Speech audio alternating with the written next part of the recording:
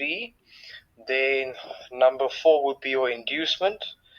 And then number 5 would be a tap close to the inducement. Sometimes it will pass it. But the sixth tap, theoretically, would be your second tap that you trade off of. But I was impatient, to be honest. That's why I said early on, I was like, oh, what the hell, enter.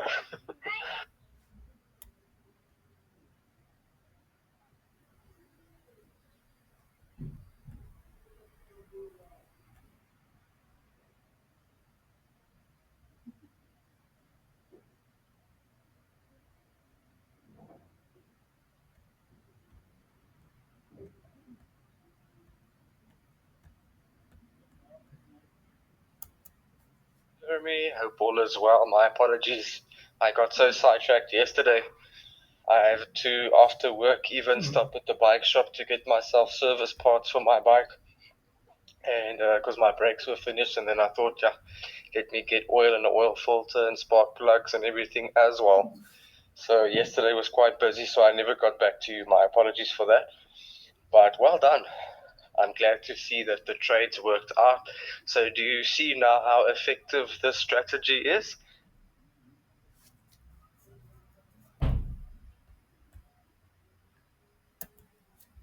Now you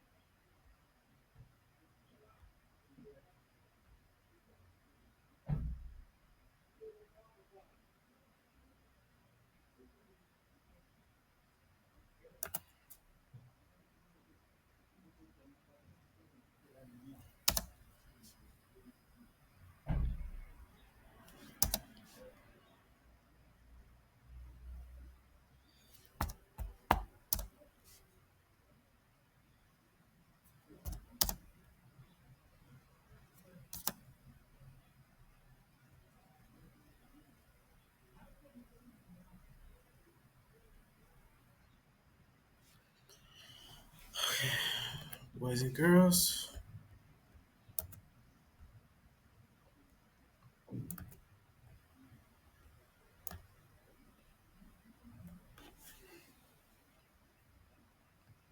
she's gonna have to sit on our hands and see how the market's gonna play out for the rest of these trades. But I like this a lot.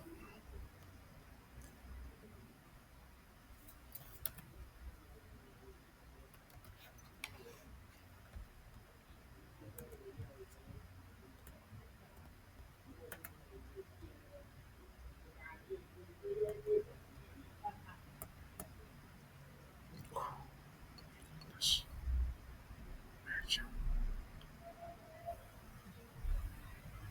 be up like crazy.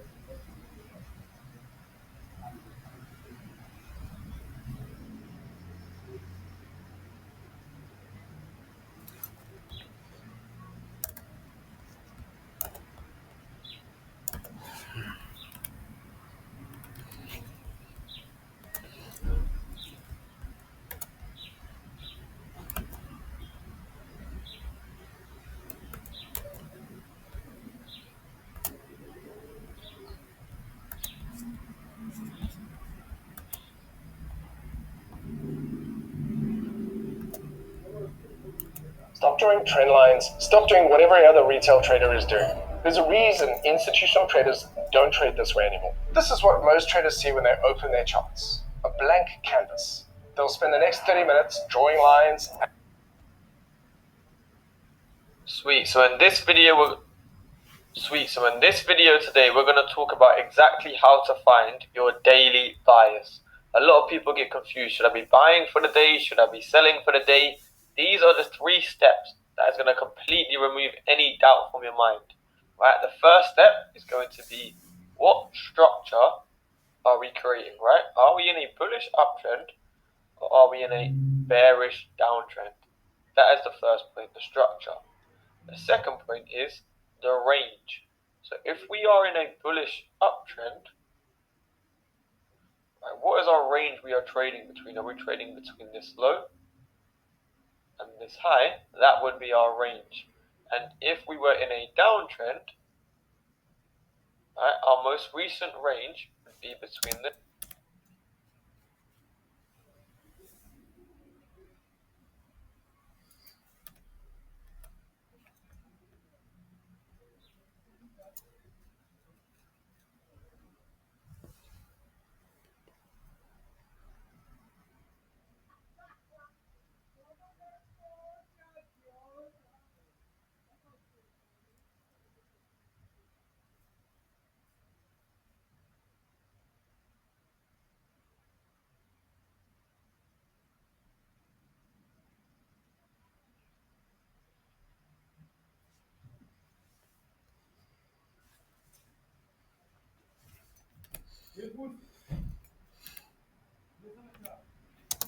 This high and this low.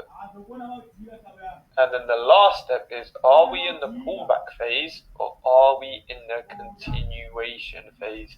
Because in a trend, we're going to do 2 things. We're going to expand, pull back, expand, pull back, expand, pull back. Likewise, in a downtrend, we're going to expand, pull back, expand, pull back, expand, pull back. So we need to know, are we in the expansion phase, the pullback phase? Are we in the expansion phase, pullback phase? If you use these things all together, if you use these 3 things all together, your bias is going to be super right.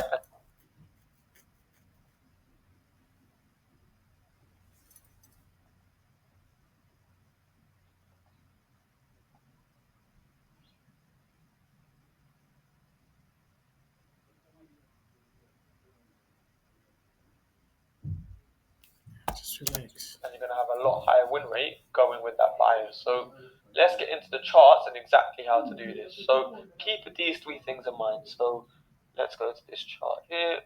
Okay, and what is the first thing we're going to look at? So the first thing we're going to look at is structure, right? Well, we can see on this 15-minute chart here, price was trending up, then we got a pullback. So let's see if that's a pullback, that's a reversal, what's going on. Right, so we want to find a break of structure. So we had a high here, and then we broke structure. right? And then we closed below this protected low here. So that is a change of character. So now this is a change of character. What does that mean? We switched from an uptrend into a downtrend, right? Now, where are we trading between? We're trading between this high and this low. Okay? That is our structure and this is our range, right? Structure, we can see we took out a low, we took out a low, we took out a low, right? We're forming lower highs, lower lows, and we're breaking lows towards the downside. So what does that indicate to us? That indicates that our structure is bearish, okay? And our range, our most recent swing high to swing low, is between this high and this low. So that means all we have to focus on is what is going on between here. Everything here is nonsense. I couldn't care less.